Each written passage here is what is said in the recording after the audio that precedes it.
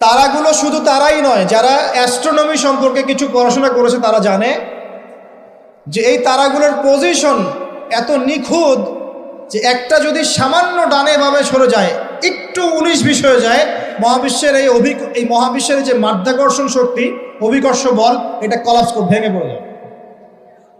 পৃথিবী আর চাঁদের ডিস্টেন্স আছে না?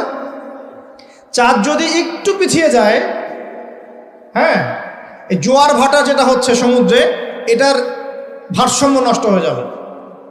সূর্য আর পৃথিবীর একটা ডিস্টেন্স আছে না? সূর্য যদি এক ইঞ্চি সামনে চলে আসে, এক হাত সামনে চলে আসে, পৃথিবীর অর্ধেকের বেশি অংশ মরুভূমি হয়ে যাবে। আর যদি সূর্য এক হাত পিছনে চলে যায়, অল্প একটু পিছনে চলে যায়, তাহলে পৃথিবীর একটা বড় অংশ বরফে ঢেকে যাবে। কোন সত্তা এত নিপুণভাবে এগুলো সৃষ্টি করেছেন? এখন নাস্তিকরা বলছে তো আল্লাহ বলে কেউ নাই।